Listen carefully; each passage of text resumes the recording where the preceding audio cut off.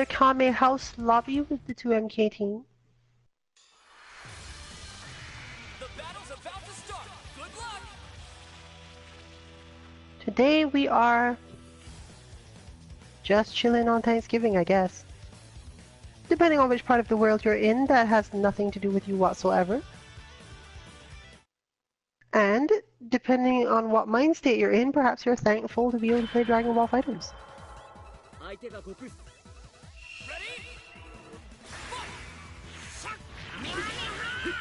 Either way, today, rather than the basic long-range fighting, we will have more specific zoning on this side, with Amara taking the position on the controller today, at least for a while. And that means beams everywhere.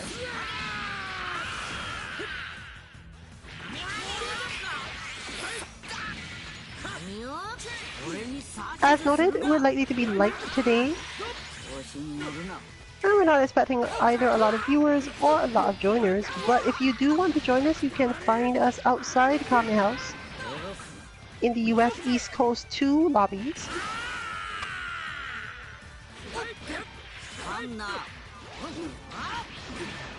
This is US East Coast Lobby 02, Ring Match Priority Lobby 02.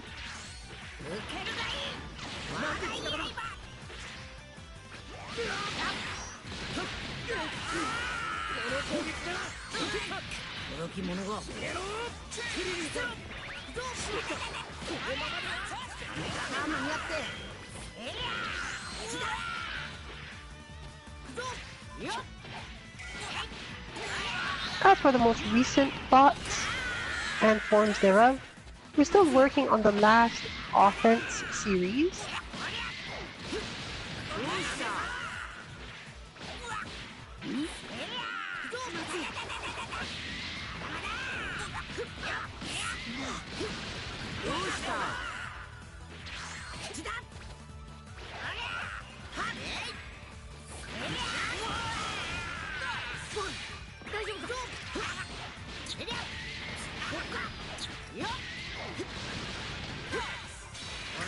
But we have been seeing a little bit of work done by various team members on different aspects of the bot.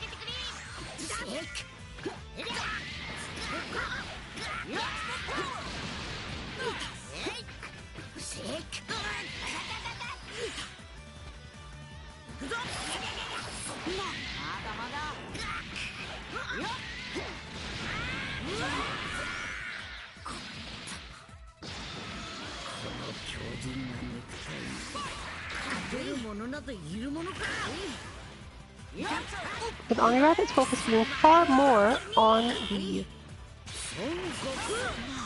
Super Dash stopping side, i.e. the most recent form of the bot, the Dash Defense version. And on the other side, just general usage, more so around defense, and some specific forms of zoning awareness.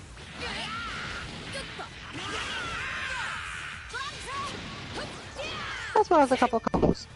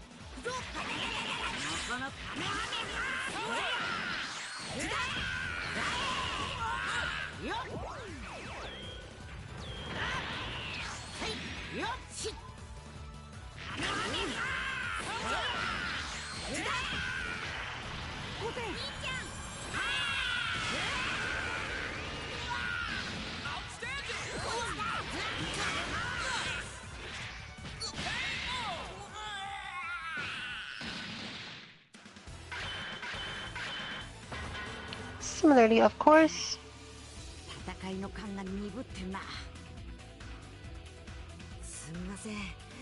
you expect to see a few fewer shifts than usual.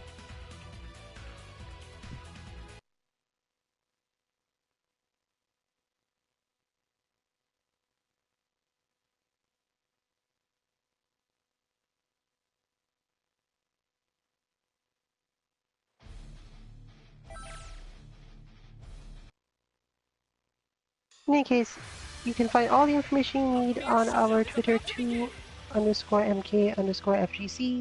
This applies for all of our lounges, not just this one. But in the case of this specific one, if you are joined, the passcode is 2717.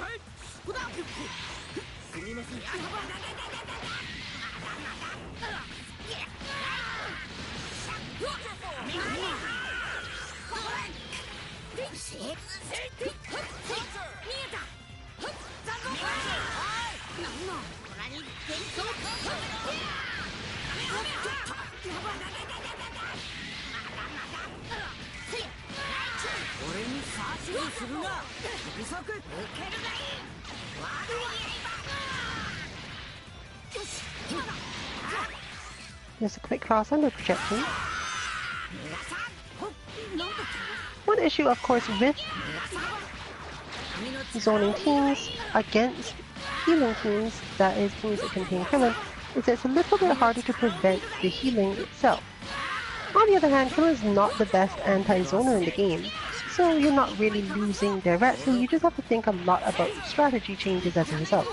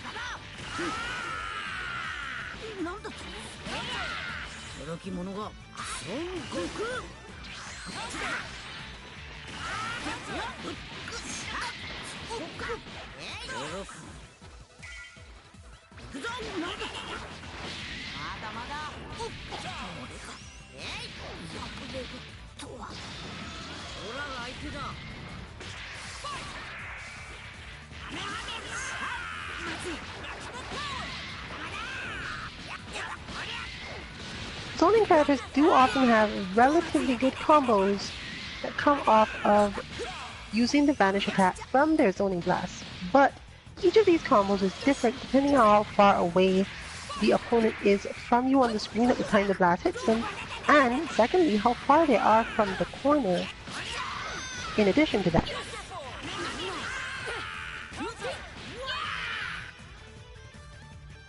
Confirming that this has hit is also somewhat difficult, as most of the time, the entire way that zoning flow works is that you won't generally see that happen.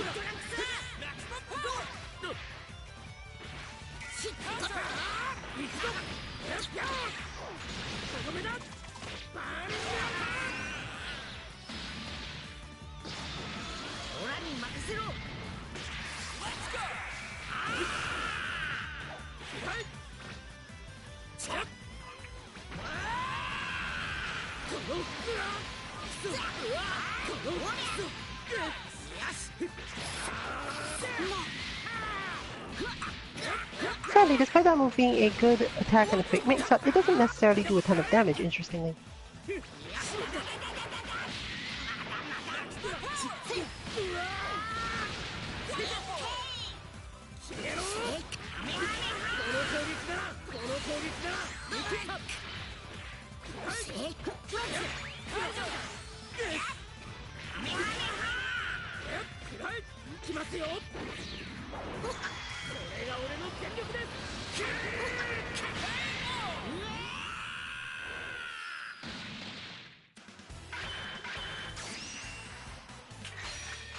スーパーサイヤ人にならないなんて俺を舐めないでください。頼ってばかりはいられない。これからも俺のこの手で勝つんだ。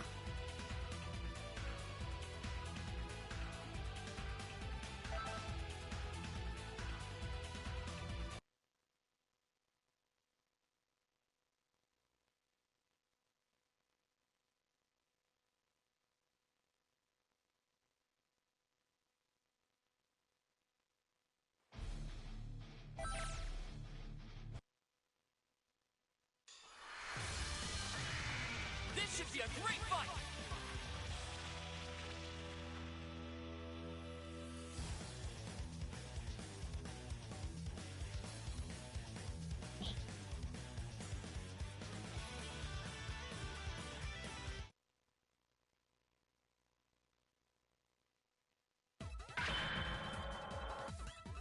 It's all or nothing!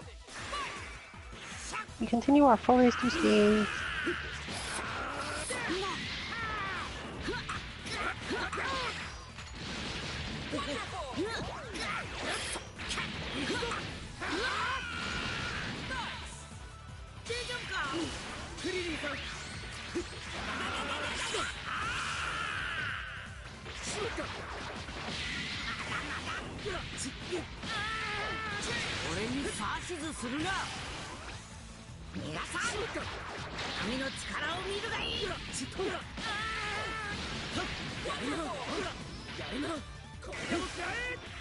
The strength of a good zoning character is often the fact that they can use both their actual full special attack and their normal special attack, meaning the opponent is less likely to want to Dragon Rush or Super Dash at them from certain spaces.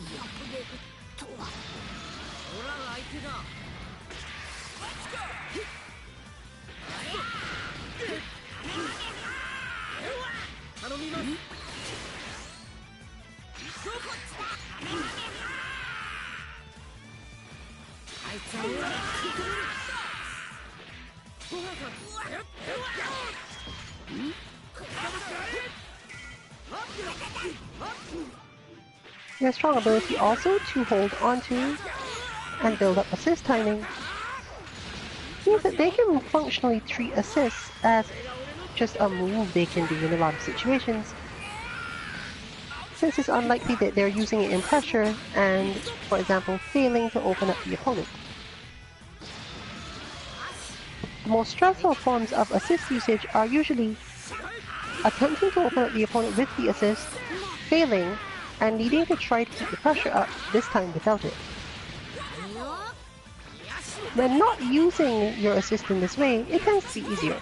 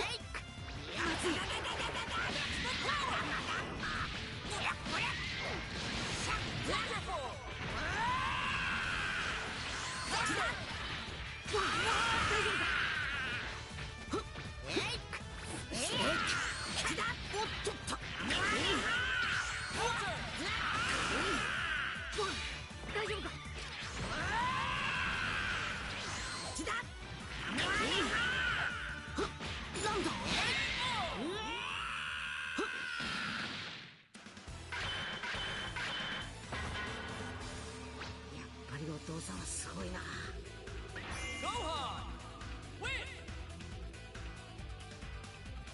リリンさん、引退しても力衰えていないな。僕も見習わなくちゃ。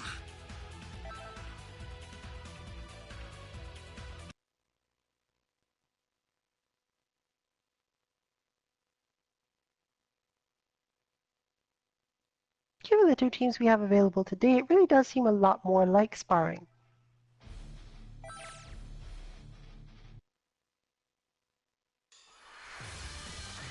The battle's about to start. Good luck.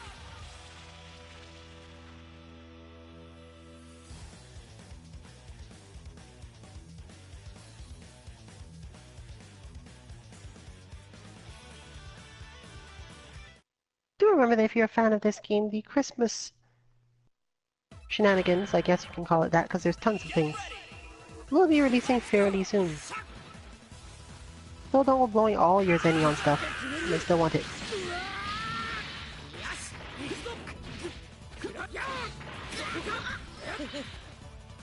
Base Goku is actually fairly good at tracking people who are in the air and stopping them using that, giving him yet another zoning tool.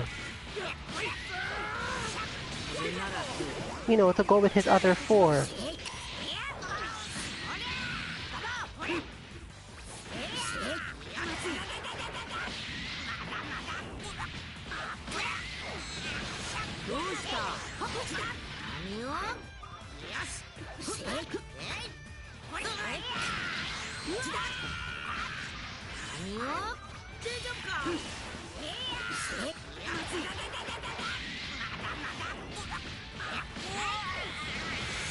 Fortunately for the average player, this sort of thing does require quite a bit of awareness at least.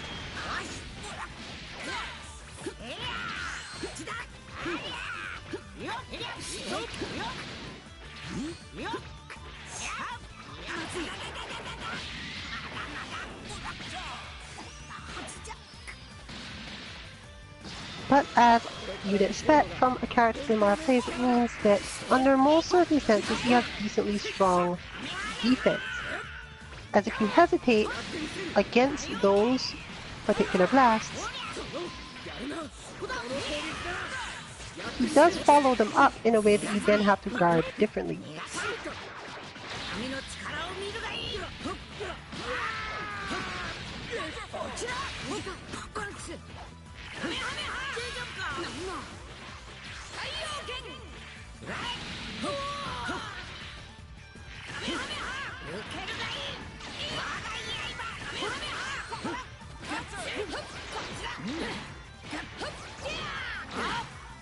As an assist, he is not as strong in the zoning department.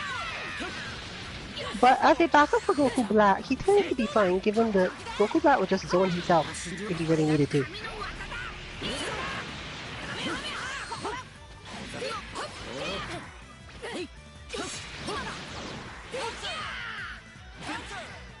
He is good at helping Goku Black and Goku escape from the end of their own block strings to get back to the zoning situation. Which is good because it usually means that there's no problem with how the move is executed, as they will usually be holding down back or pressing back to backdash at the moment they call him. He's also good therefore at helping them prevent getting Dragon Rush or certain counterattacks that start opposing pressure.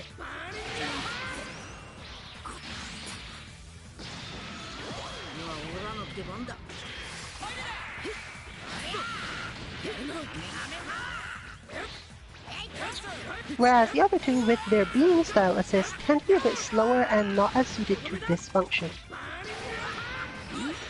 However, they're also the ones more likely to end up close, whereas Base Goku can generally zone more or less indefinitely, and if he really feels himself in too much trouble,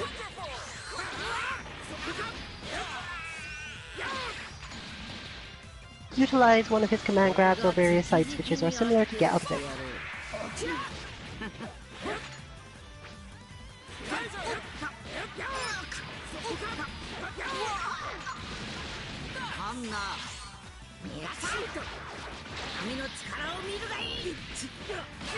If you are playing this type of zoning team though, you should always remember that. In situations where you do not know what to do when you're holding down back and neutral, if you can call your assist, usually you should do so. Your opponent will be either forced to deflect or to try to jump over, and you can react to the jump over.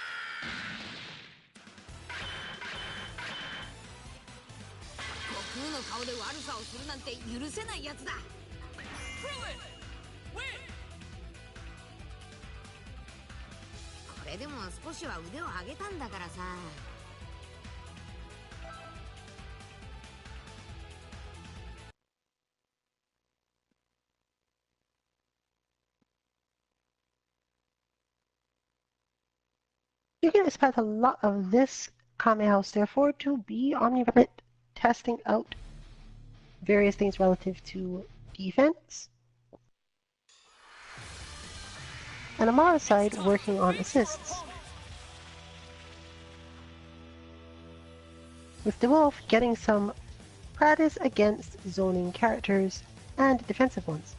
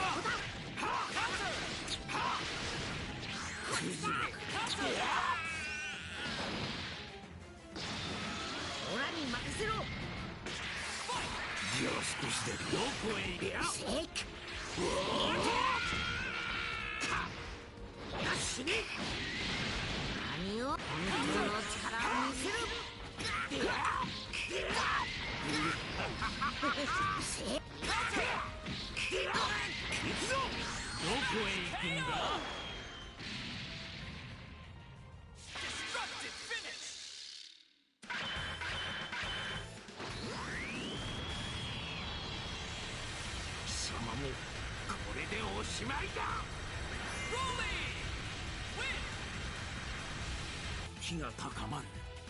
溢れる。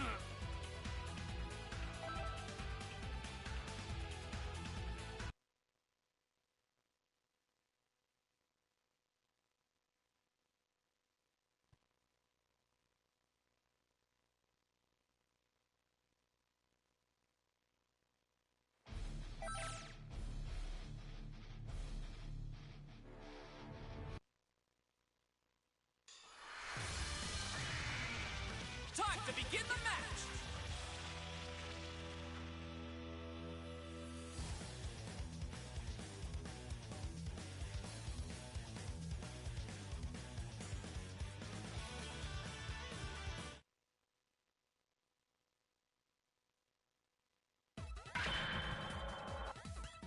Ready?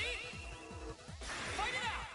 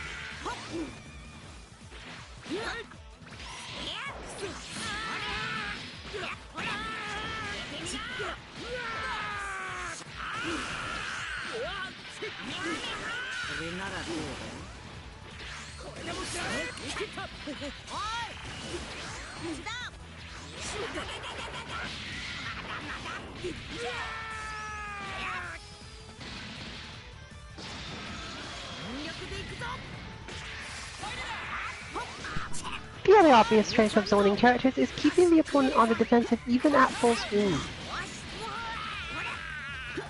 While obviously not a perfect response to be having, you definitely can put them under more stress than a lot of other things and a lot of other characters can consistently do.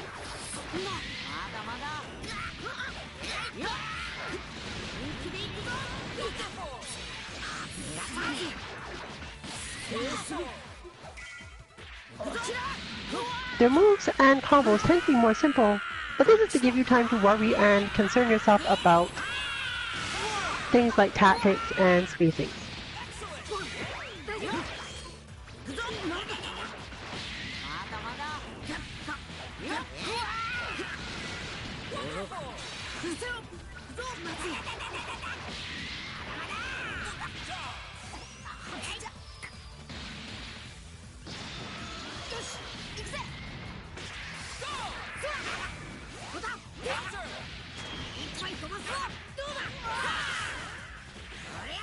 Similarly, they do not leave themselves open anywhere near as often as other characters tend to, which is another actually really large advantage in this game.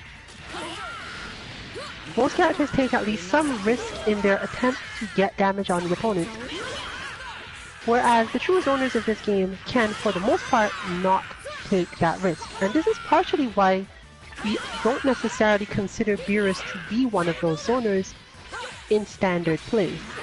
To use Beerus' orbs is a very setup or lockdown heavy style, but he is usually taking at least some risk to deal with that situation regardless of anything else.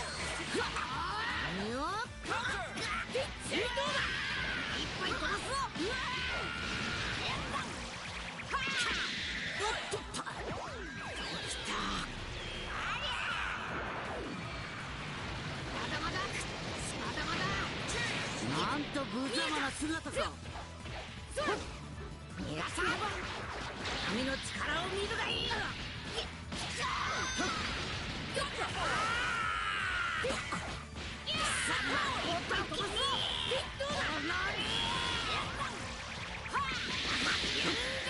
驚き者が。何やってくれ。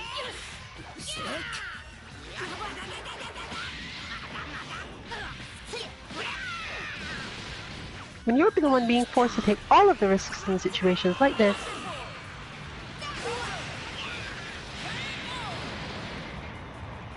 it forces you to change your understanding of how to flow around the battlefield.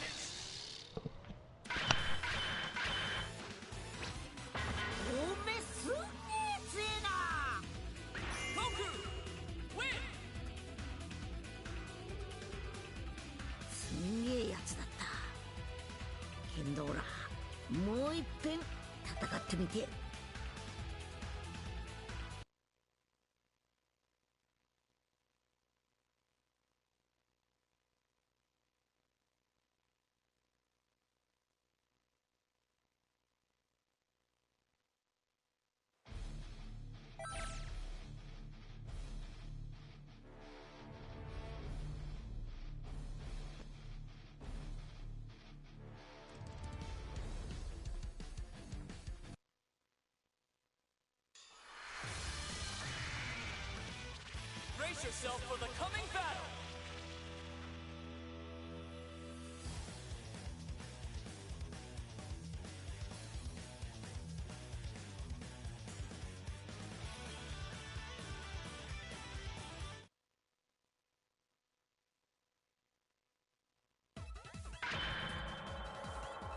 Hajimeから全力でかかってくるんだな。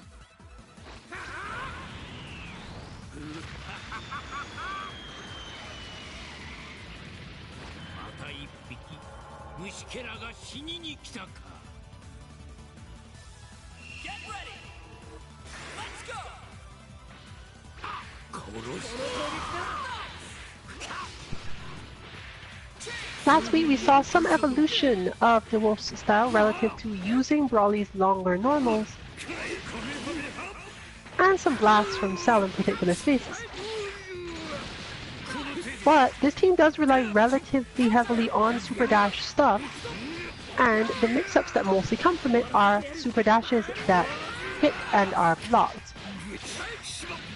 But as mentioned, Oni Rabbit's been working on the other side of this, i.e. dealing with Super Dashes and Dash changes from the 2H because I have the time side. So it's going to be a little bit harder to get in and get those sort of things started.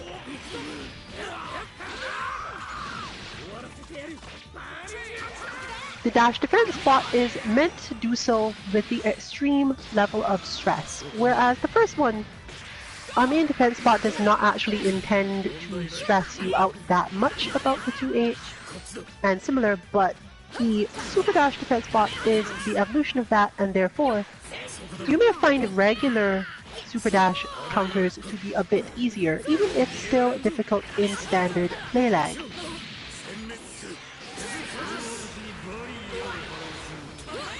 Remember that, as always, we suggest that if you're going to do reaction-based work in the bot realm, that you do set your input delay to whatever you find your norm to be for ending up fighting online.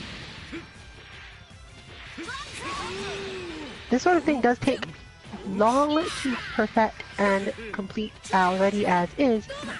You really don't want to be doing it in no frames of delay and then going online and have trouble doing it. This game is not exactly full of hard to react to things, but the few things that are hard to react to defensively can be a very big deal, and the Super Dash is definitely among them.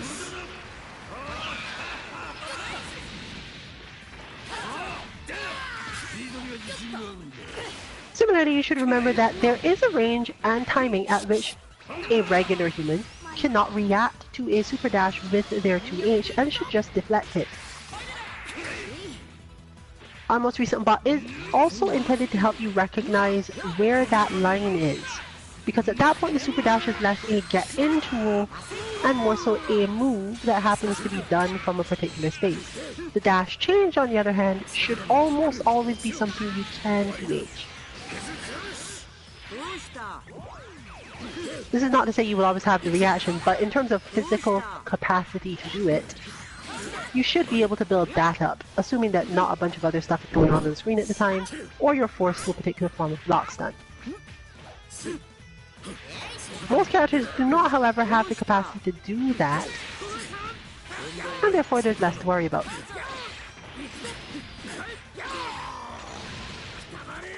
For each character, this is different. For example, we know from the exact same sort of work Kame Rabbit's been doing that with Krillin, sure, can manage a couple times. Adult Gohan, probably. Trunks, not so much.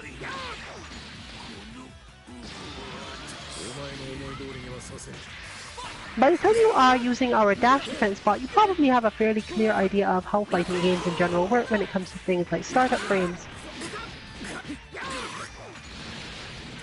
But the general understanding stays around the same. Trunks has a slower 2H than most other characters, and when you're reacting to an incoming super dash, basically Trunks' longer range on 2H does no good, so trading off speed for range in that situation is not really what you want. Trunks can in fact deal with most super dashes by doing jump back like punch, I think? Well, jump back like I think, but this isn't necessarily something you want to be doing on the same style of reaction. So, in that grounded situation, you might as well deflect, based on the fact that he's a character who can get a lot off of deflects due to, again, his long range and many lunging attacks.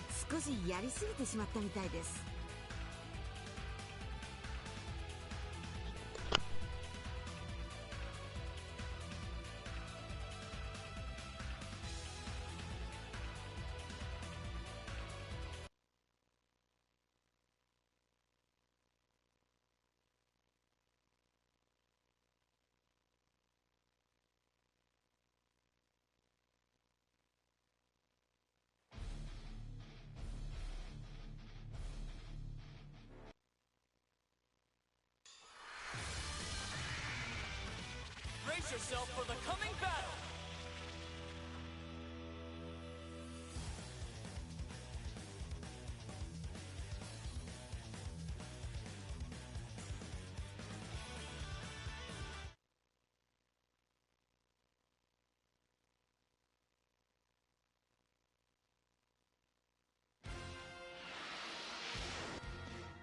Ready? Let's go!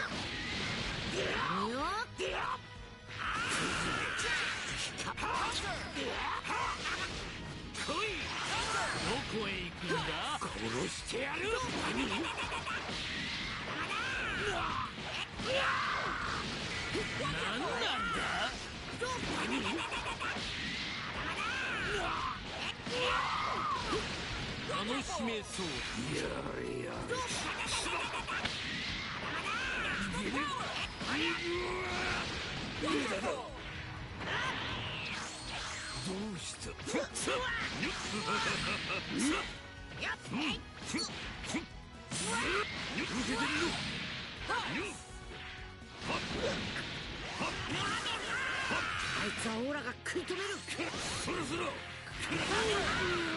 俺に指図するな。さてあんなここを握ってやろう。あ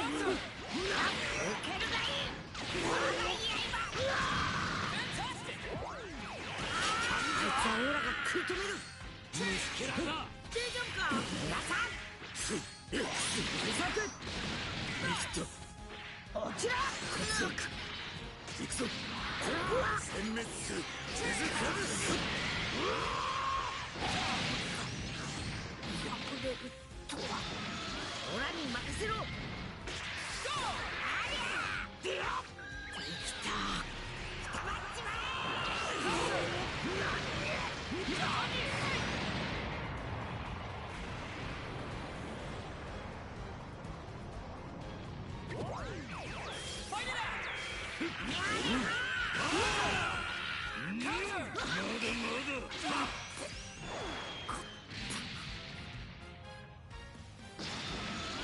今オラの出番だ。さ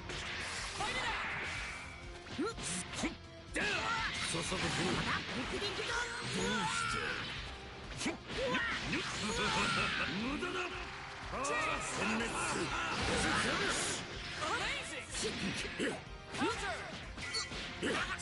行くぞ。終わりだ。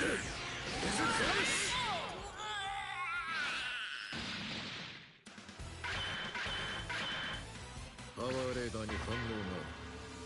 まだ孫悟空は生きている。 Android 60 win.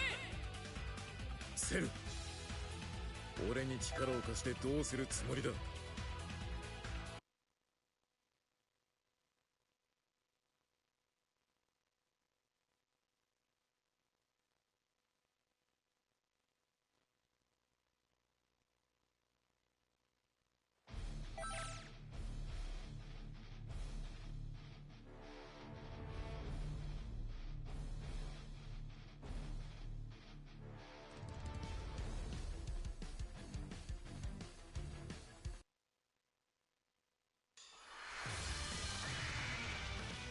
Get ready for a Dragon Ball Rumble.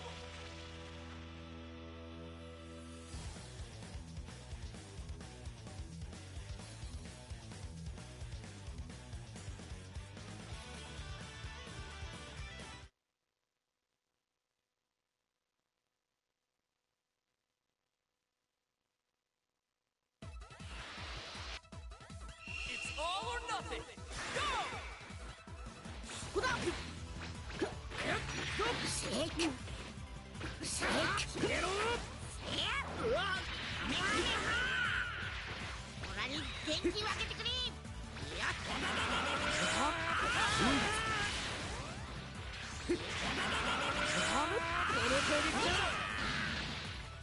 シェイクゲロ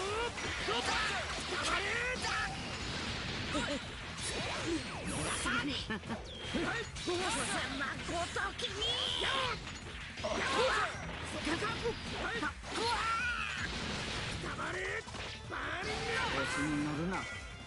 メガサーカなんだと。調子に乗るな。オラの出番か。オラに電気分けてくれ。うわありゃおっと大丈夫か。よしこれ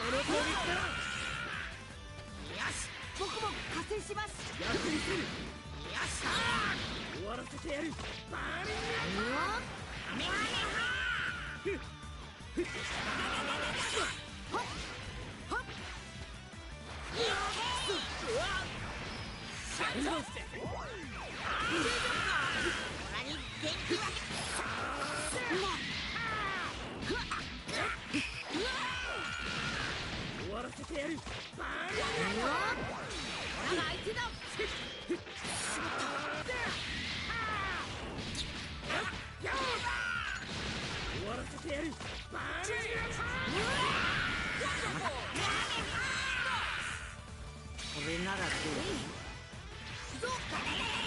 なかなかやるじゃねえか。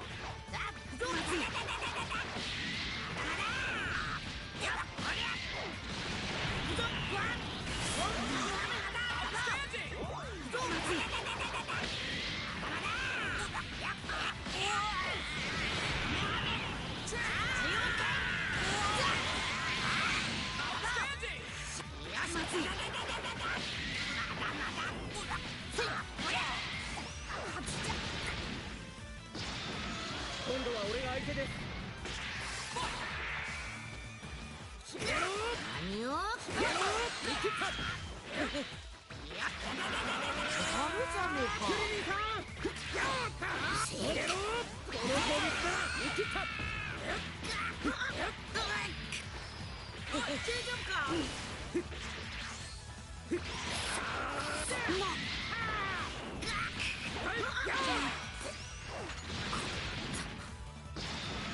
オラが相手だ。しまった。また。相手だ。どうだ。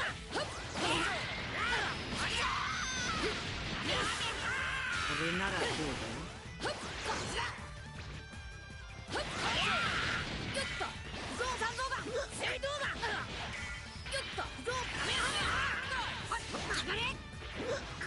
これならどうだ。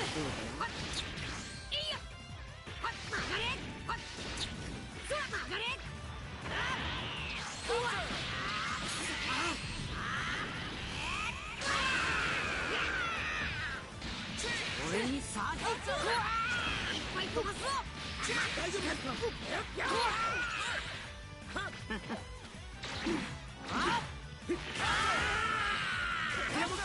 届き者が。調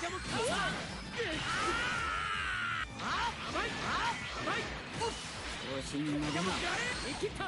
指先。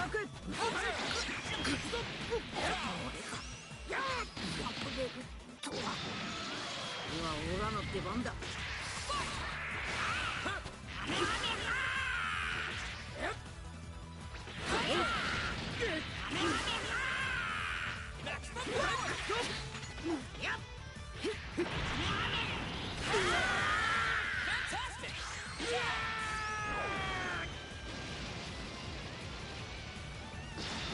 While one can't tell the difference between Goku's teleporting and straight Kamehameha, this is much less helpful when your mindset is already on something else and you are approaching the opponent.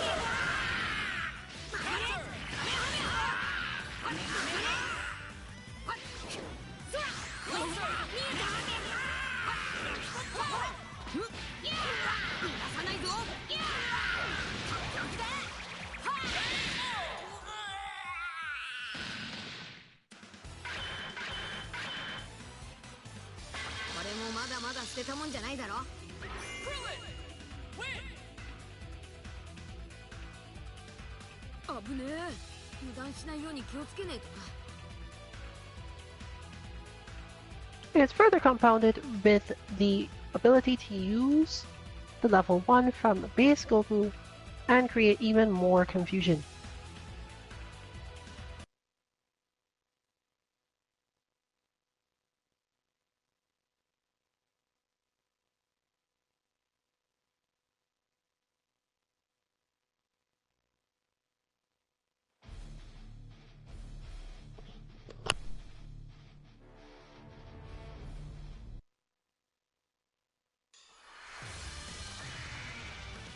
Time to begin the match!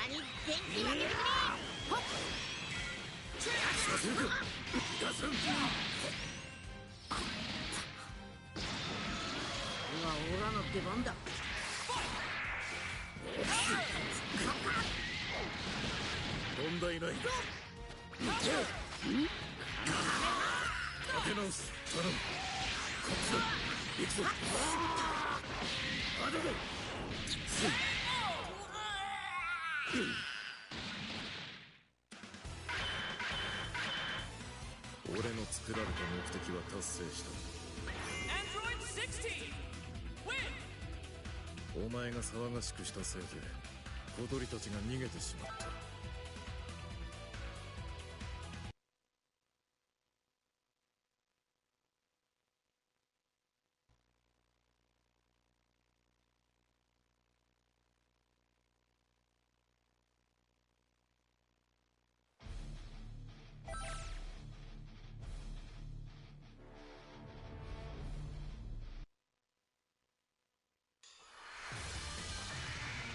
Get ready for a Dragon Ball Rumble!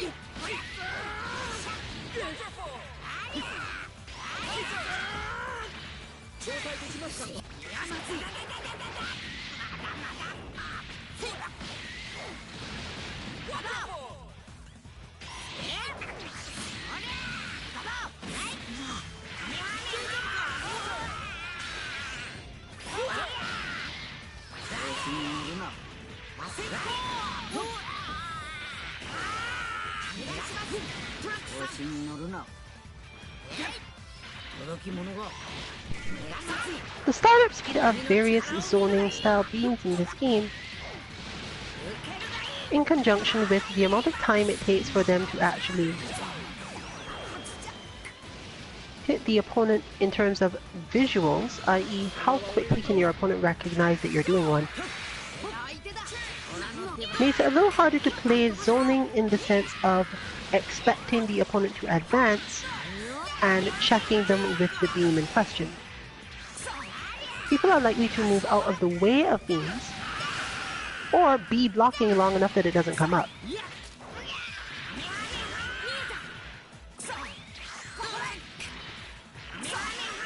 Fortunately, every character in this zoning team at least, and in fact the other 3 main zoners in the game, even though none of them are quite as good as these ones, all have options for doing something other than just throwing the beam. In some cases they have 2 options. Goku Black can use his instant transmission rather than throwing the beam, as well as using the command grab beam if he's fairly convinced the opponent is just going to stand there, making this a decent meaty style attack.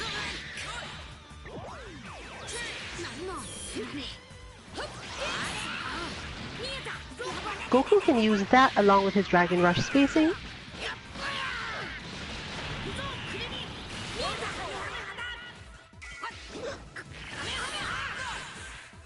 and base Goku can functionally, if he's close enough, which he doesn't always have this position, go straight for his ES command grab, which is more or less not going to be something a person is going to react to if they expect any beams coming at them.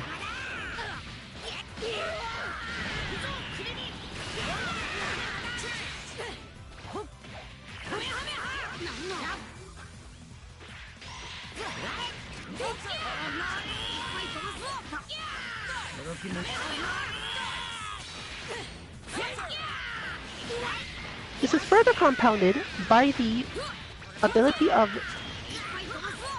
the full team to throw beams without the main character actually throwing them.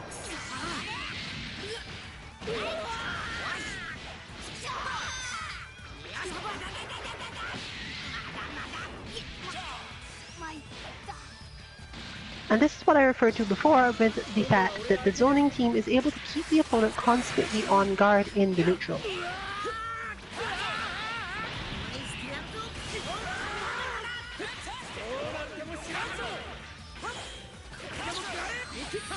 And then from there, take advantage of this factor by shifting around a lot of different things.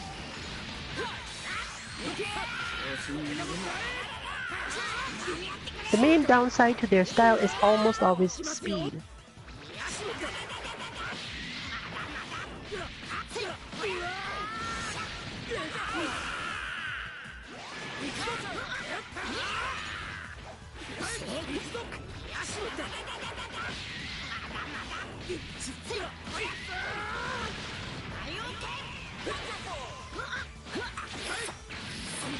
Though the beams are never quite telegraphed, the opponent does know that they don't have to worry about pressure so often that they will need to be doing something other than blocking them.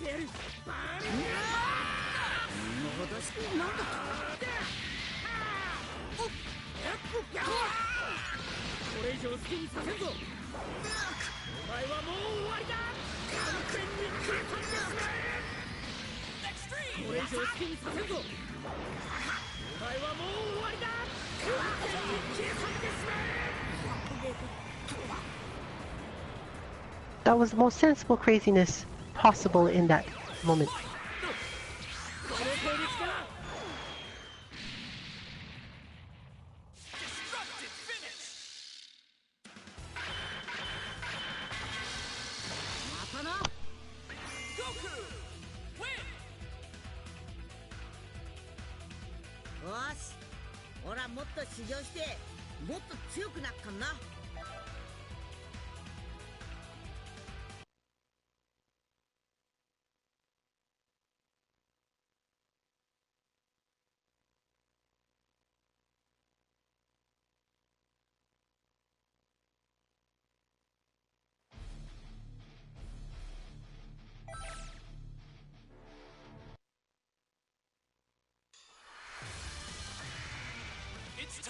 Face your opponent!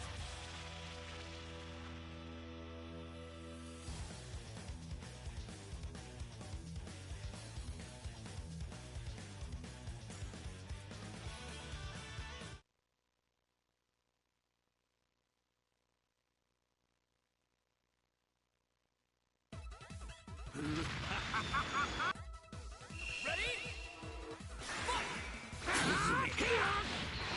Fight!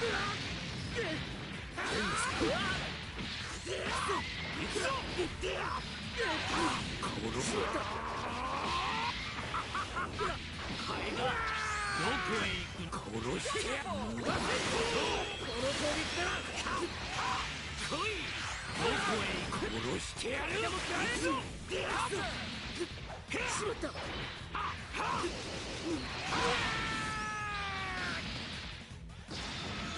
様の相手はこの僕だ。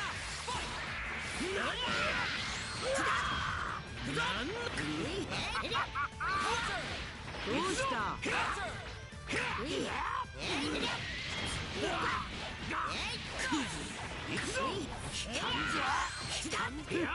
まずいな。行くぞ。許さんぞ。なんなんだ。よっ。許さんぞ。よっ。さて、受けてみろ。どうした？無駄だ。この程度か。終わりだ。してやる。生きた。行くぞ。許さんぞ。よっ。しまった。立て直す。よ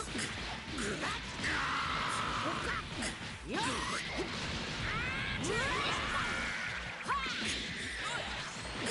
立て直す。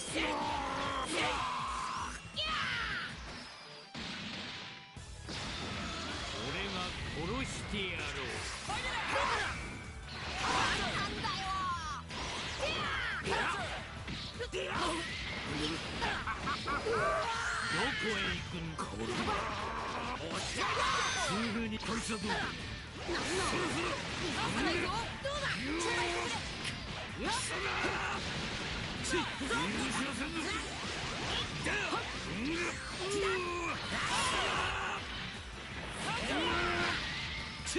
さっさとしろ。さて受けてみろ。どうした。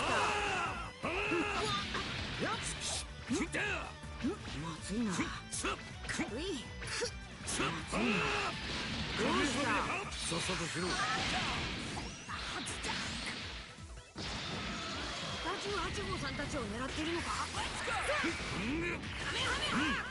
なんだ。さて、こいつはどうだ。すぐ楽にしてやる。正当だ。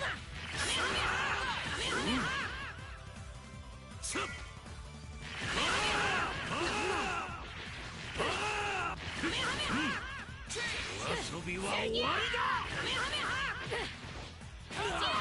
行かないぞ。どうだ。やばい、見えた。修行の成果を見せて。さあ、楽しませてもらおうか。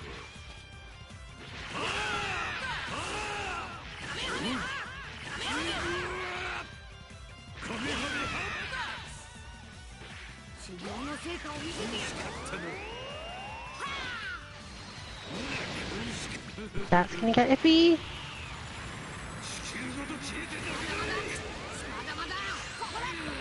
But managed, actually.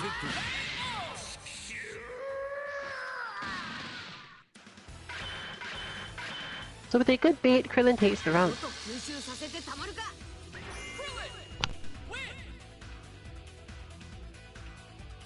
危ねえ。油断しないように気をつけねえとな。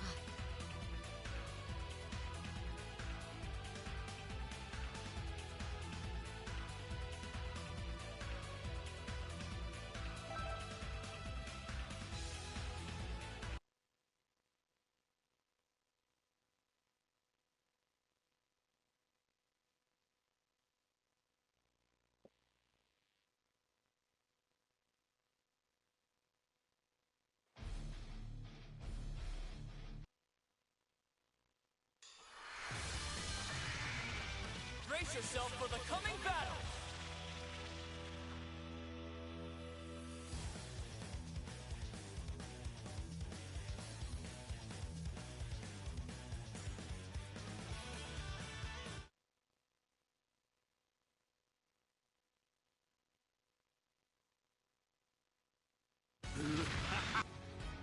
Ready? Go!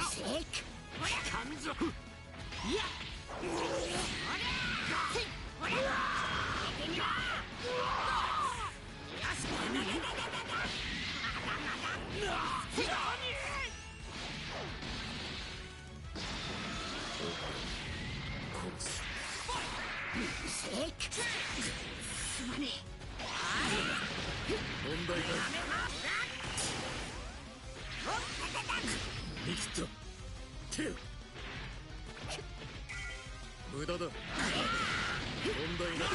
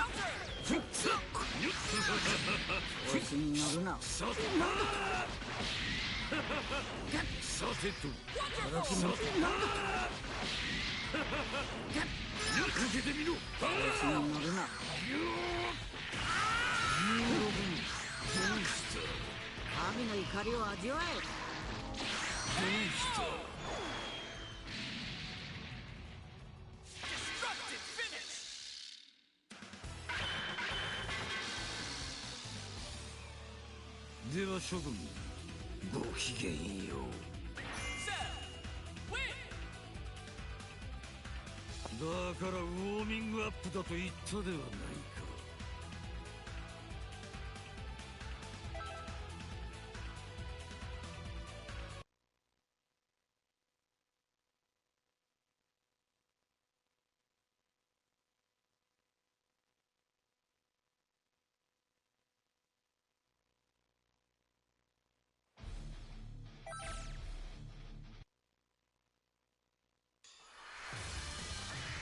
A fierce showdown is about to begin!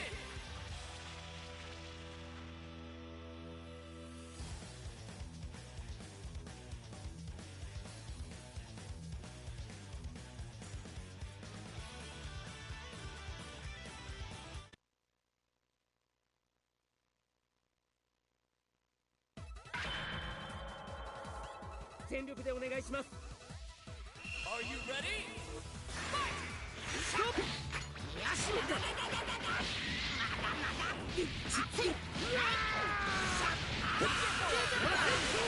の攻撃ならそれならどうだ。敵分けてくれ。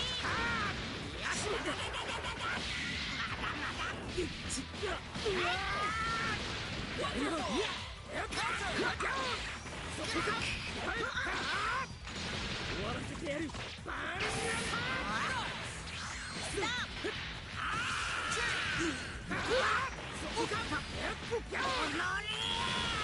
調子に乗るな。こっちすみません。不足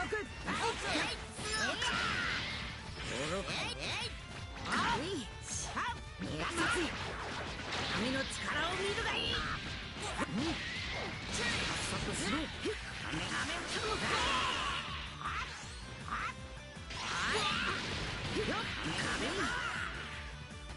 行くぞ。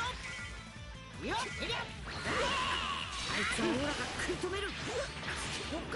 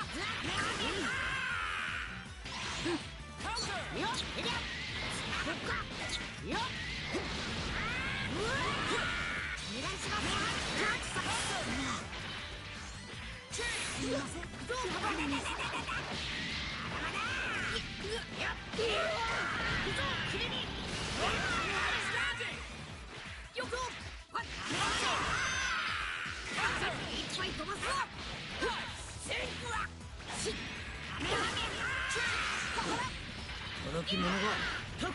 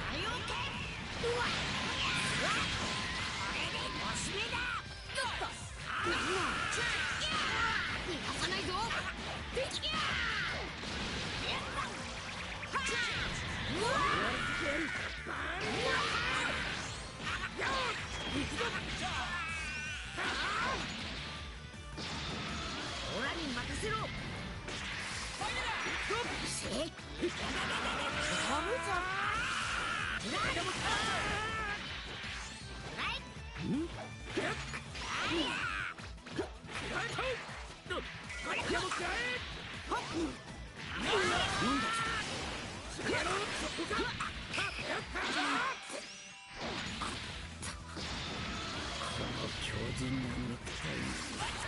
てるものなどいるものか。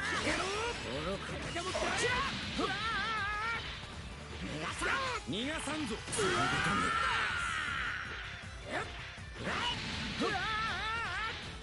僕も加勢します。ほど知らずめ。素晴らしい力だ。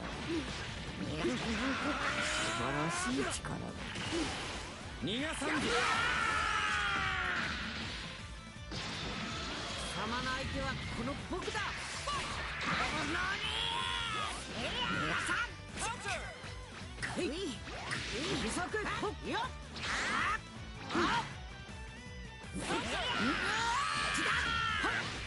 調子に乗るな。逃がさん行くぞ。まだまだよっあんな邪魔だな。逃がさず神の力を見るがいい。はずじゃ。よし行くぜ。The sort of match is fairly difficult at the very end because Krillin has so much more options in particular spaces.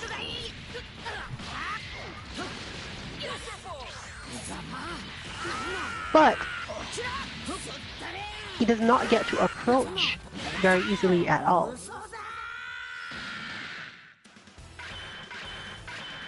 Still, with 22 seconds left on the clock, there was basically no way to easily take his remaining health, even with the super freezes that would have been possible, given that he had the Sparking Blast to go.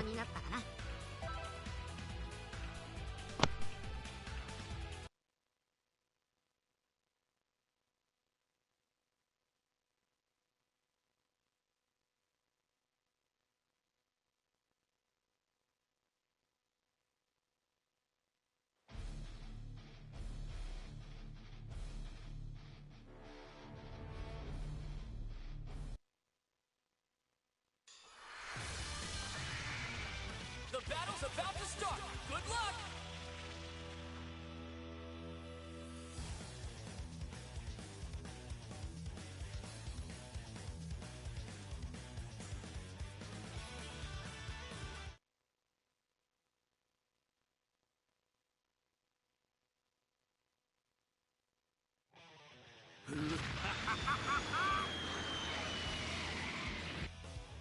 Get ready!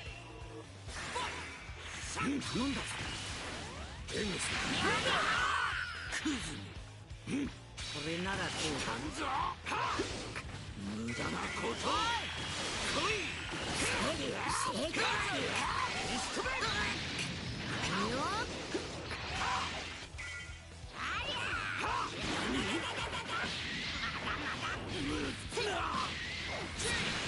なんだ。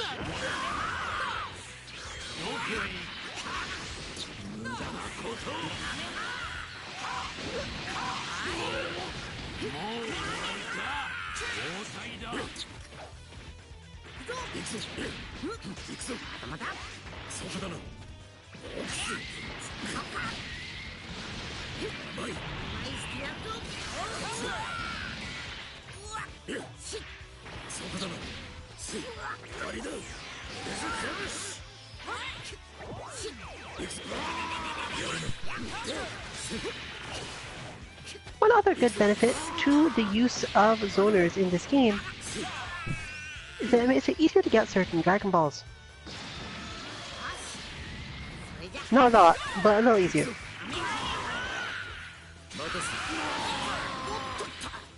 Since that particular Dragon Ball is often one of the latest ones to get filled up, in any match where only one character or only one team can actually finish the Dragon Ball, it makes it a lot easier for one player to control whether or not Shenron is summoned, and of course to make sure that it's summoned on their side.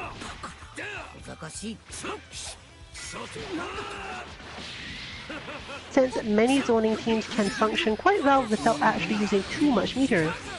They should probably still use some in order to control space in particular raids, but for the most part, they don't have to do a lot of it.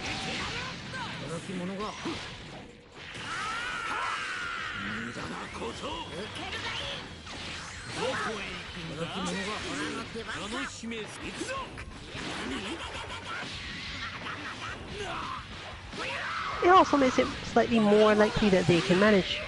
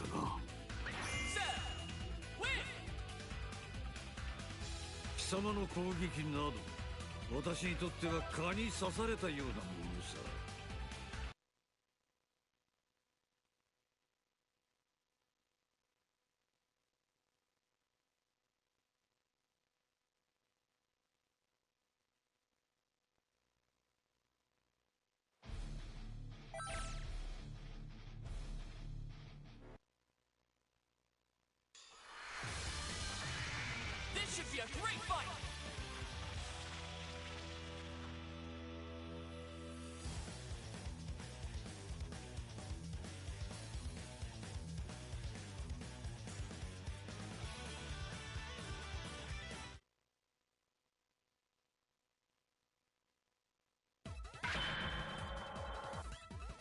Ready?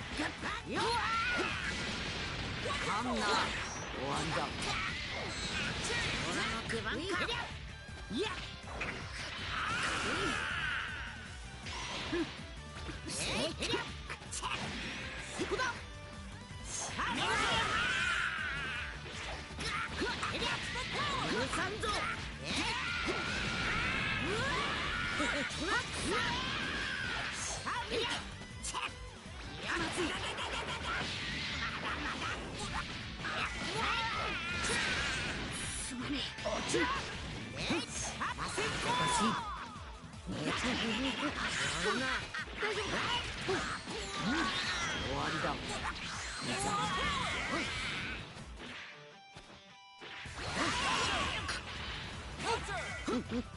小賢しい。愚かな。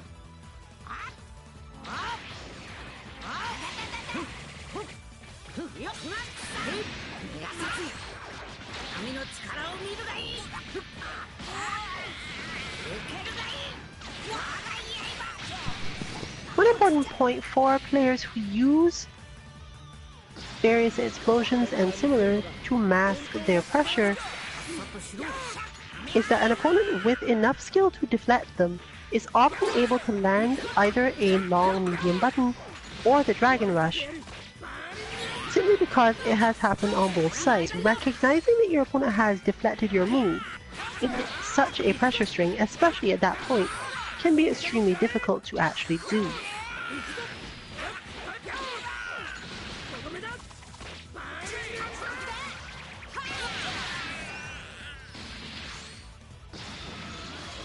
This allows the defending player to shift the situation by using that same moment of flashiness or explosions that they can't easily see through as their own marker, since deflect tends to work in an easy way. If you do not have any specific tricky attack coming right after it,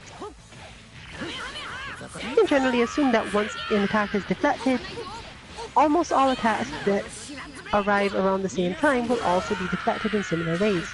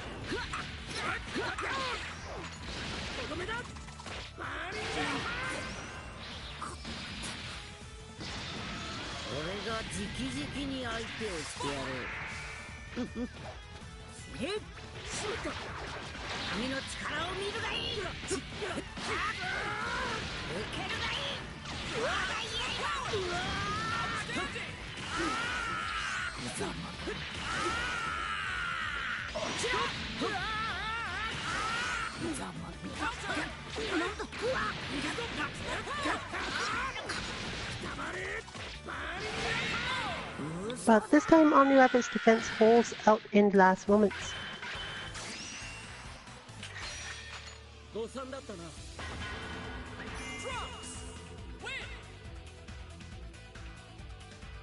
Pushing the victory through for Trunks.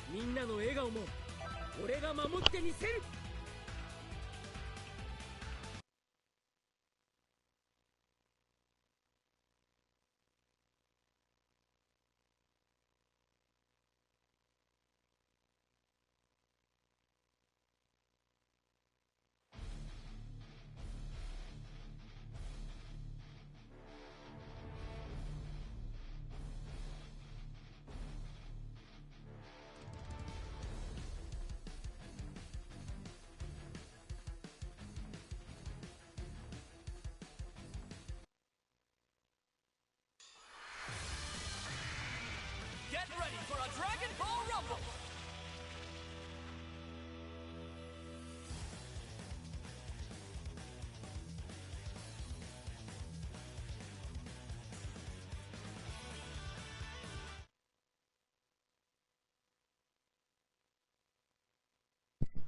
As we noted, we expected a smaller group and as a result therefore a shorter stream, since the stamina shifts do tend to shift around.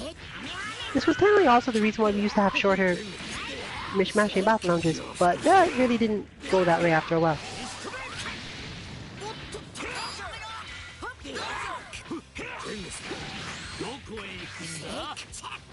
Therefore, Kame House will be closing up an hour earlier today,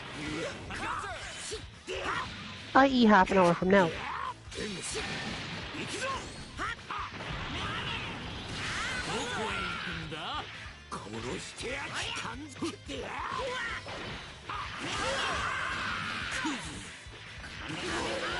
In terms of our content for this week, it's actually a little bit more difficult to see the difference in a player's ability in Dragon Ball FighterZ when they're tired, as you have to have a fairly clear idea of what their game plan at any given moment is normally in order to be able to verify or recognize that they missed something that they would normally have done.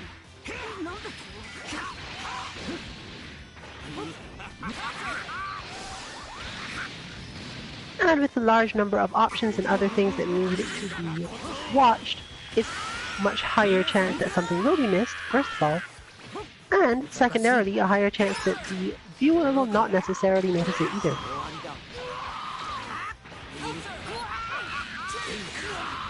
This is of course why we have pro commentators, to understand all of these different things that they could have done and therefore let the audience know, well, that was probably not intended, or that could have been done better, and so on.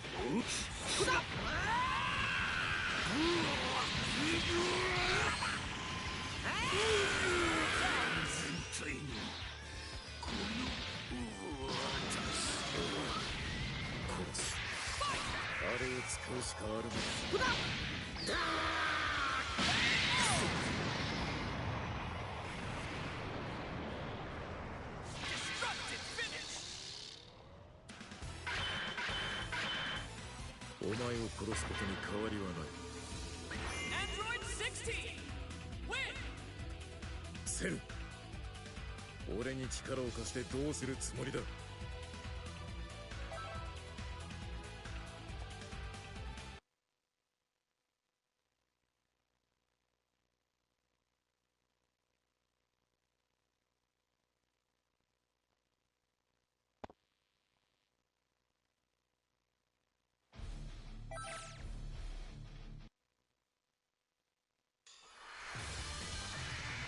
The battle's about to start. Good luck.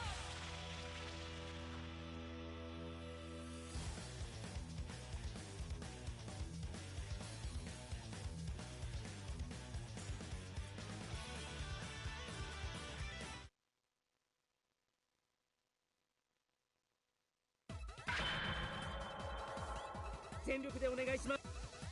Are you ready? Go!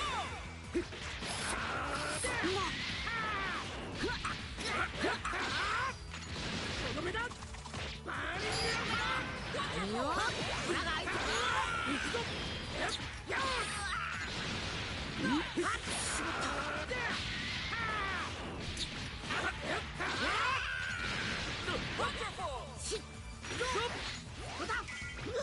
この攻撃からカメハメハやってみて終わらせてやる。バーニング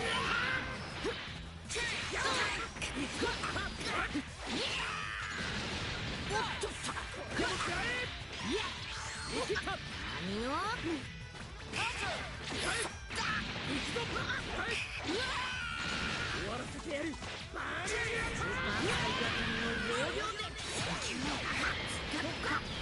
やっ。逃がさんぞ。ほっほっふっ。逃がさず。神の力を見るがいい。受けるがいい。そこしろ。まだまだ。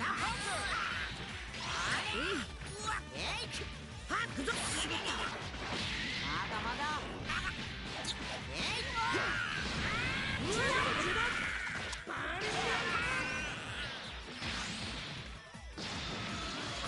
強靭な肉体に勝てるものなどいるものだ。黙れ。バーニング受けるがいい。我が終わらせてやる。バーニング孫悟空。このままでは。えい。なんだ。逃がす。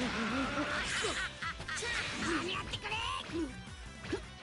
マセンコ三米太陽マセンコいやトロッうわーうわー見てみろ。よし。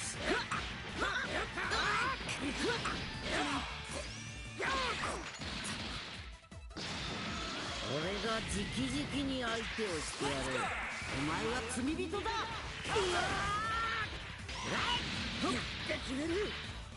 邪魔だな。さあ間に合って。ほっ。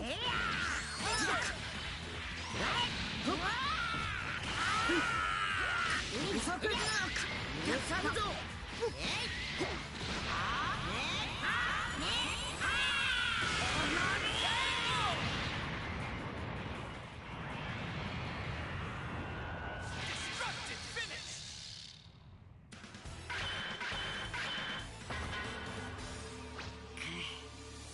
戦いの勘が鈍ってるな。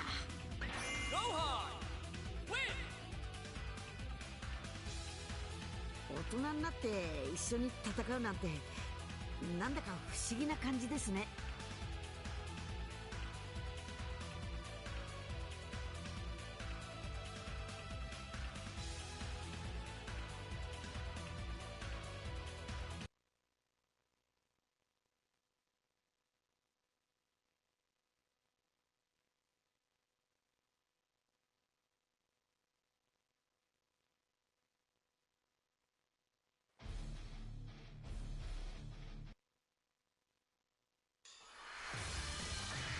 The outcome of this fight is anybody's guess.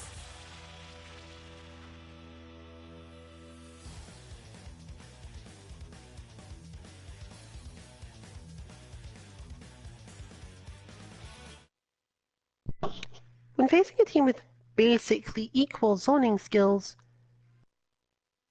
overall, your best bet is usually to be at least in the air a little bit.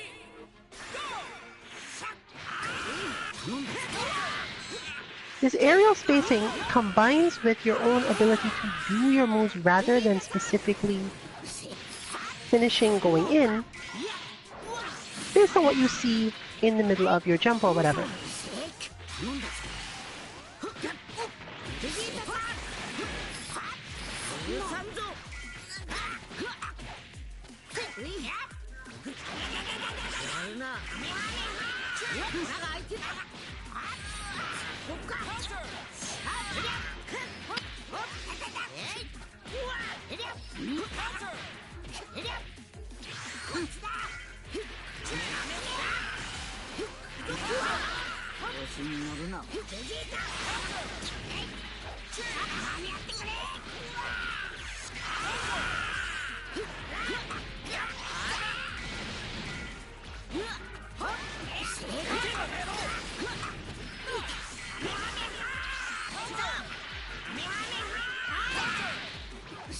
You see the utilization here of the general flow of the zoner needing that space and being willing to use the vanish to get out of the corner as a result. Choosing the right moment to do this, of course, is still a little more difficult than it would seem, but it does become an important part of the flow fairly quickly.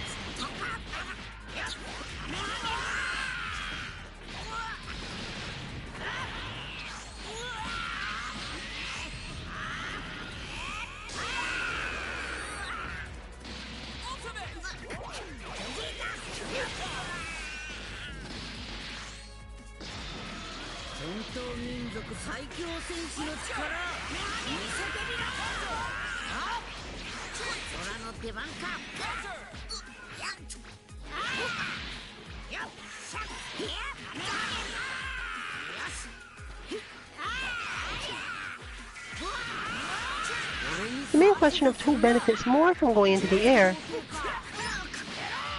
is generally decided by which team actually has more assists who do grounded attacks of their own.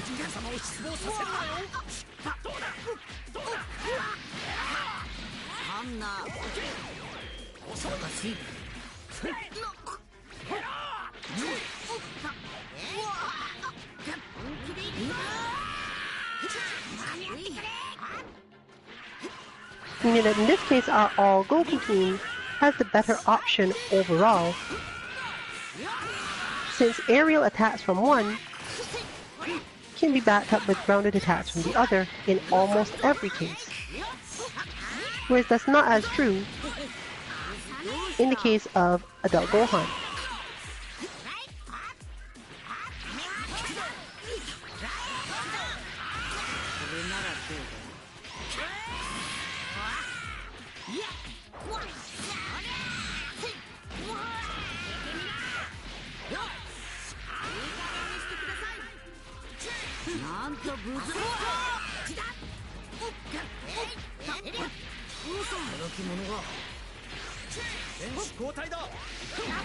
If you have enough faith in your neutral, you can do things like this, which involve a lot more saving of your meter for specific strikes.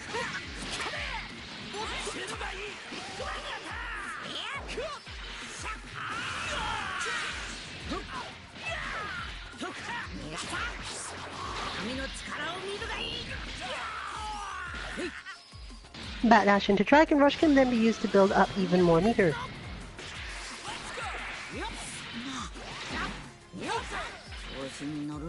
These characters, especially Goku Black, are also very good at having strong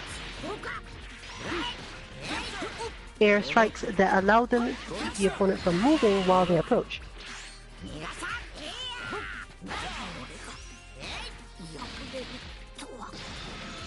Combine this with Amara's defense, and pushing through all of it can get fairly tedious.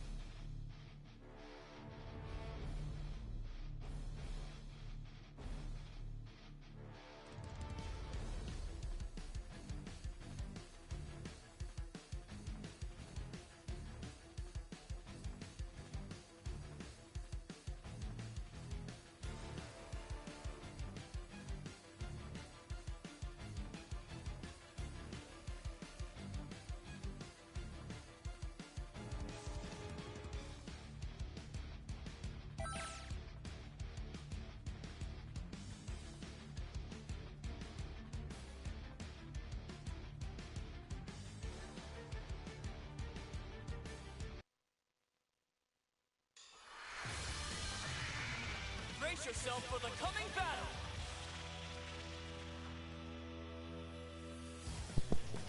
A bit of a shift around, but it looks like we are back on track with another battle.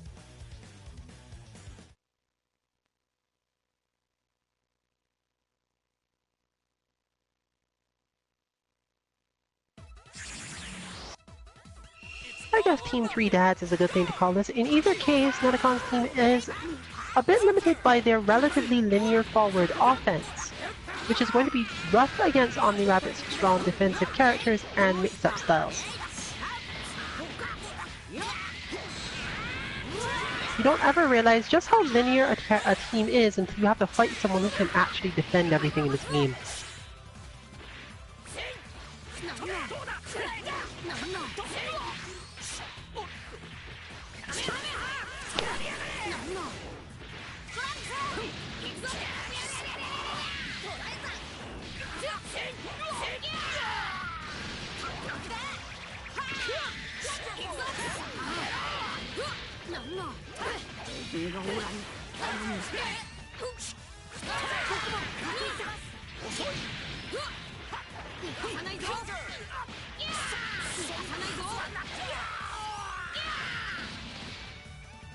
One thing that the game does, therefore, take a lot of use of is changing the effectiveness of characters more so by the damage they're allowed to do and in what situations they're allowed to do it, than by making them less safe or more safe in particular situations. It makes the game very dynamic as a whole.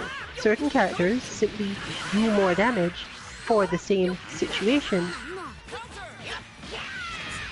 which is the way the game balances out their ability to get into that situation or not. However, with a player with a good enough sense of precisely what they're doing with that character,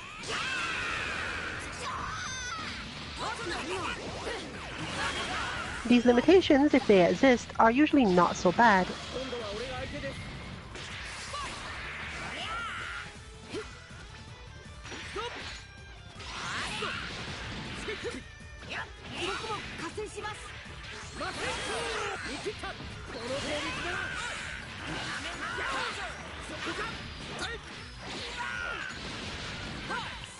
Trunks, for example, does a lot of damage on heavy attacks and certain neutral ones on account of having a sword.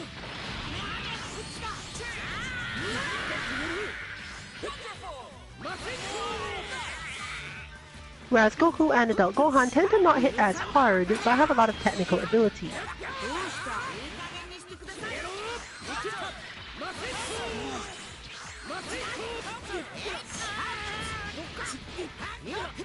Once sparking is active, they have a much better chance of getting these sorts of things though. But then there's obviously the problem that Trunks also has sparking, and when Trunks has sparking, everything does.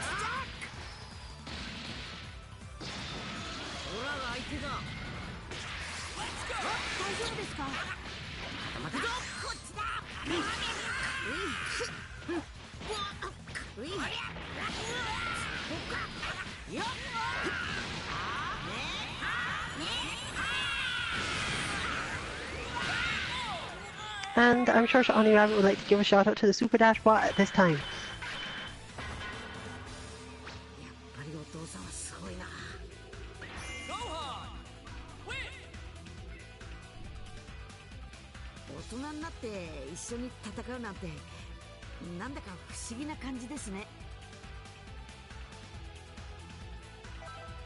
Which of course reminds me to point out that we have been talking about bots over and over and never said where exactly to get them.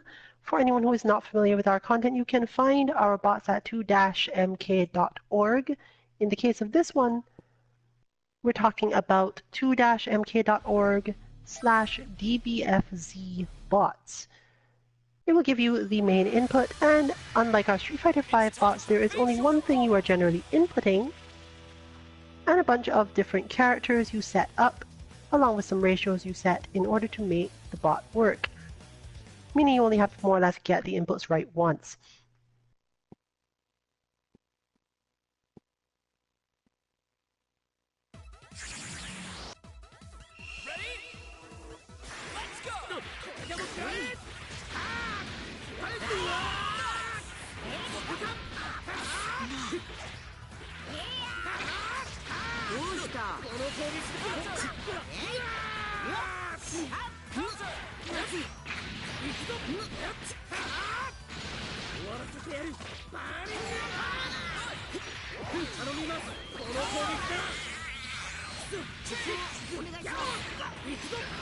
Linear characters are often effective mostly in the footsie game, but understanding how to play footsies in Dragon Ball FighterZ is kind of a chore, honestly. And I mean that literally as in it is a chore. It's not necessarily that difficult or hard to understand, but you do have to practice it a lot.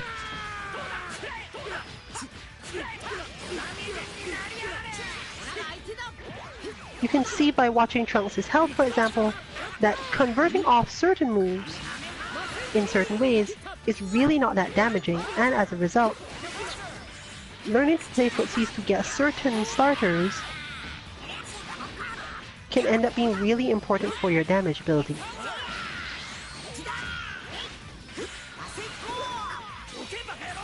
If you're comfortable and confident in the match, sometimes you should consider whether or not you might as well save some of the meter you are using to go for a combo with better scaling later on in the setups.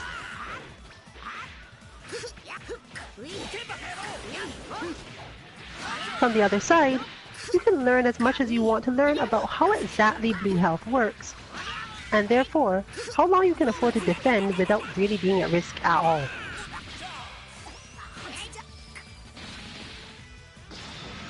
The question is mostly, can you be opened up in a way that your opponent gets to actually do a full combo or finisher? If not, blue health tends to stack in a way that is somewhat counterintuitive.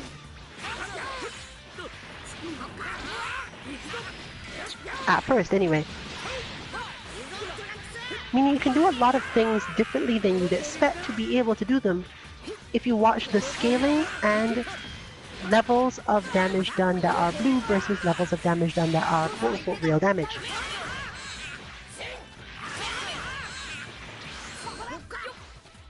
Do not underestimate your ability to get away from things by just taking hits.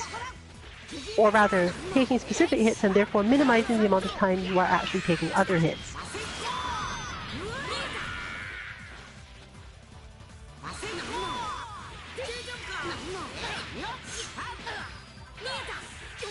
You can see that for the most part, Krillin is still mostly on a large stack of blue health, even though his blue health has been going down. He can still sparking and get out of a lot of these situations and reset his flow.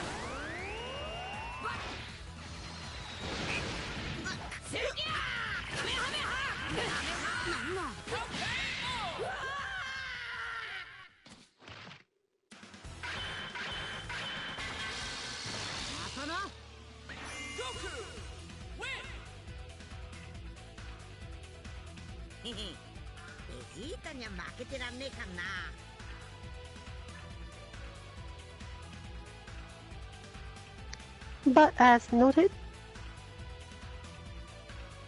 we will in fact be closing up stream early this time.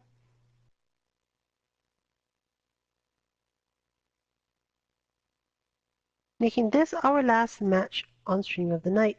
And as usual for our Dragon Ball FighterZ lobbies, we will in fact close up the lounge as well. The outcome of this fight is anybody's guess.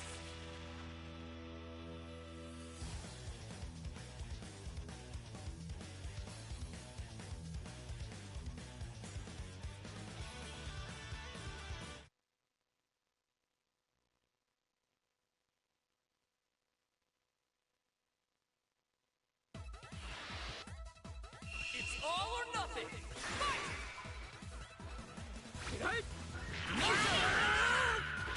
But let's get back to the concept of splitsies and how it helps characters like Goku and Trunks. Both these characters have good long standing H, meaning that they can spend a lot of time swinging at the opponent outright in neutral as if this were a zoning tool. At max range, these moves are basically unpunishable by nearly all of the cast, and super dangerous if they make contact.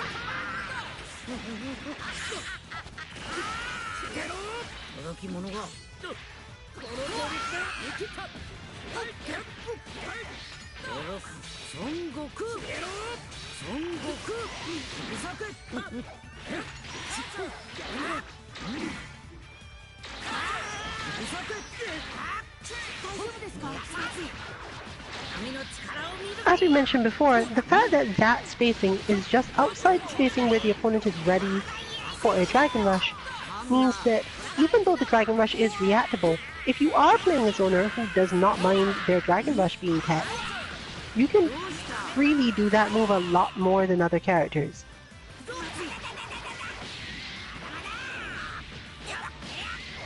In conjunction with, of course, the same standing heavy we mentioned.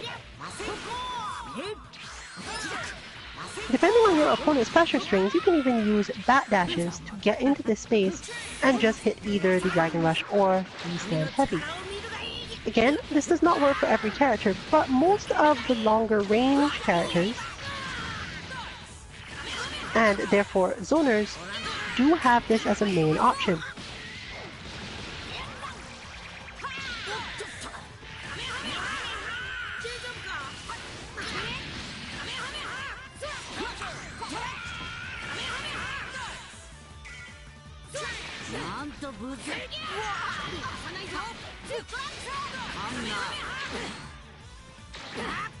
The pushback on these moves is also really good, making it super easy to manipulate the spacing your opponent gets to attack you from, meaning that you can immediately hit stand heavy in almost all cases, especially for characters who don't move forward for theirs like Trunks and Goku Black, and expect that if your opponent is going to attack right after you've done it, you can counter whatever they do. So bear it in mind in your studying of this. Or if you specifically want to use a bot for it, you can check our Accuracy Series bot for unconventional movement.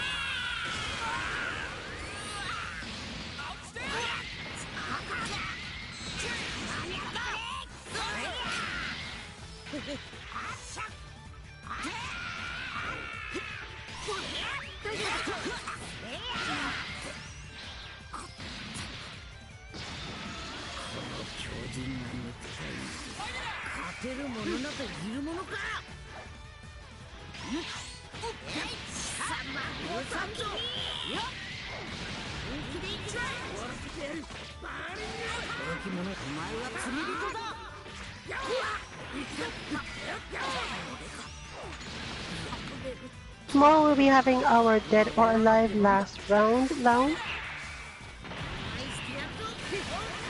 Most likely another 2-hour lounge, but sometimes it goes a bit longer.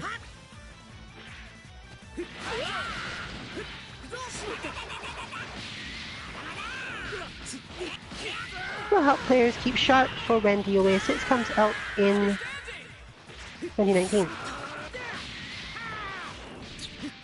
On Monday, Street Fighter V Mishmashing Lounge as usual. Again, probably 2 hours. And on Tuesday, Guilty Gear, Tuesday Train. One of our main 3-hour lounges user stays on. Next week, Wednesday, we'll probably be having Sandbag Casuals, though the game is not yet decided. It's most likely either going to be Street Fighter or Under Night in Birth. Bringing us back around to another Kame House lobby next week, Thursday. So join us then if you are a fan of this game. And join us any other night for any content that interests you. However, overall, this has been Rillian, 14 to MK. Good luck with your training, and good night, everyone.